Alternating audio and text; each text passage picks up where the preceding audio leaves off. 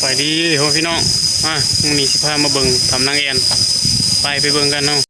อันนี้ทางเขาทำนางแอนเนาะเขามาลมพัดเย็นใส่ไว้เย็นคักขนาดมีทางขึ้น2 ทางขึ้นทางไหนก็ได้ลงทางนี้ก็ได้กำลังไปลังอย่างก็โยขึ้นมาลมเย็นว่อยลมพัดคักขนาดพี่น้องเอ้ยมาเบิ่งเด้ออันนี้บริเวณปากถ้ำเนาะนี่ผมกำลังย่างเข้าไปชมวิว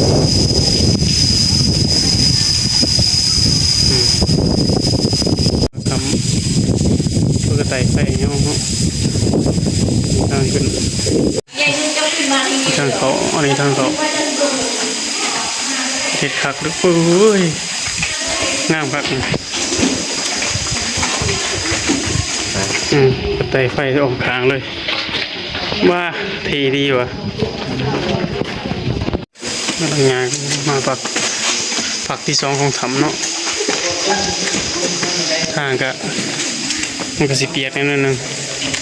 ยางบดีเนี่ยมืนเลยบริเวณปากถ้ำ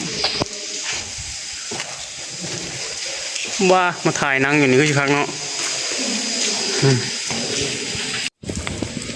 อันนี้อีกแยกหนึ่งเนาะ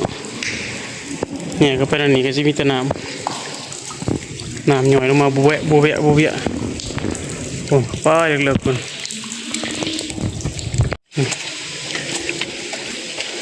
อันนี้ทางลงอีกทางที่2เนาะมันเป็นสันมันเลยบริเวณถ้ำเพิ่นไผ่กับเพิ่นกับประดับลายสีอยู่มาคืนบริเวณนี้ญาตินี่ได้ฤาษีตัวนี้ทำฤาษีอยู่มันไฟก็เบียกแกงไปได้อันนี้เข้ามาอีกภาคหนึ่งของถ้ำเนาะมันก็จะเป็นประมาณนี้อันนี้เป็นสาวกฤาษีเนาะหมู่ปันฤาษีเนี่ยที่เทิงเราจะไปทางนั้นเดี๋ยวตามไปเนาะสมฤาษี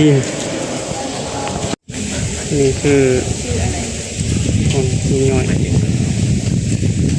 ครับข้างล่างมีเงื่อยเนาะถ้าไปสิเขาไปตำรวจก็เนาะโอ้เย็นครับอันนี้ทางลงเนาะทางลงของบัดลงมาจากถ้ำทางเทิงลงสันลุมเนาะ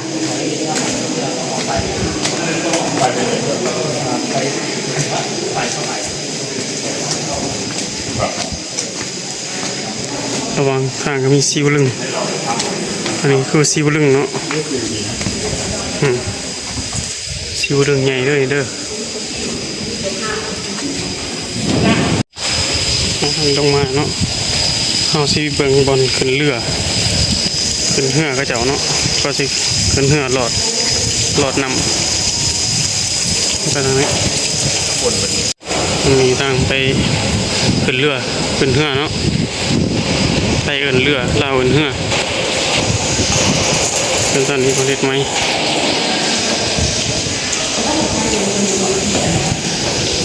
จะมีเหือบริการนี่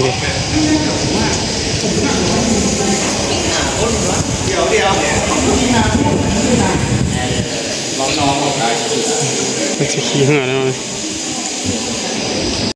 ไอ้เป็นกำลังขี่เหือหลอดทำหลอดเย็นดีโอ้โหคักมาแล้วหนึ่งก่อนมาแล้วเกือบล้านกำลังมาท่านคน100,000 เด้อขี่เหือพี่น้องเอ้ย700,000มันก็ที่600,000กันโอ้มันต่อกันมาเลยเห็นละกันย่ำห่อนก็ขี่อยู่พี่น้องเอ้ยมาเบิ่งรถนี่ตอนนั่งแอนนี่2 ลำ2 ลำมันปูตีกันเลยปาก น มีจุดลองเหงื่อเที่ยวส้มพระดานพระดานนักเนาะ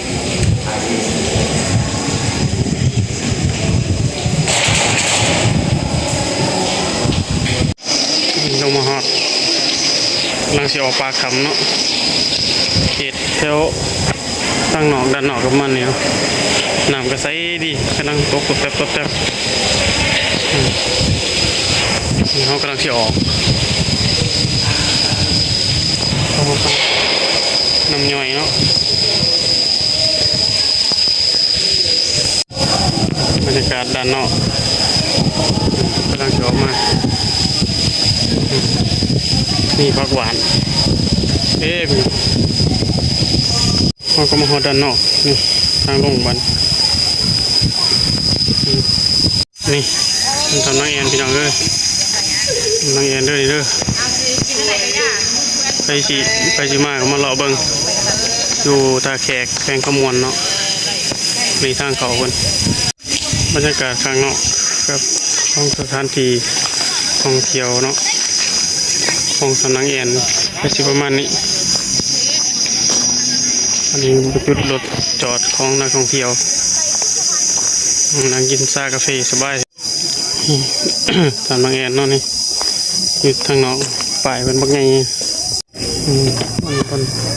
บนยางสลิงธรรมดาเนาะก็ได้ยางเด่นอยู่อีกหน่อยขึ้นได้เนาะมาพี่น้องบทตัวนี้เนาะการเลาะทำน้องแอนคือหนาสิพาไปเลาะพาฝรั่งต่อเนาะขอบใจที่ฮับส้มฮับเบิงพี่น้องมาเบิงเขาท่าฝรั่งด้วยบ้านท่าฝรั่งมีอย่างได้เดียวมาพาไปเบิงงานใต้เครื่องไม่ใช่ของบรรยากาศรอบ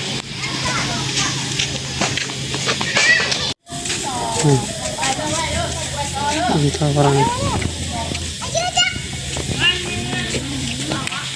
รั่งวังสีขาม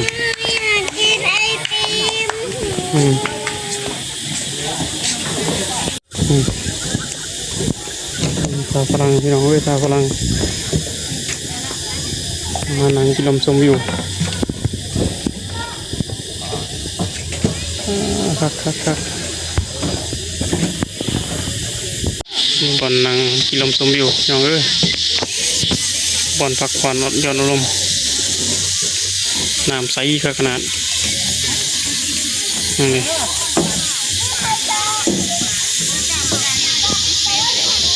ครับบรรยากาศแคมพู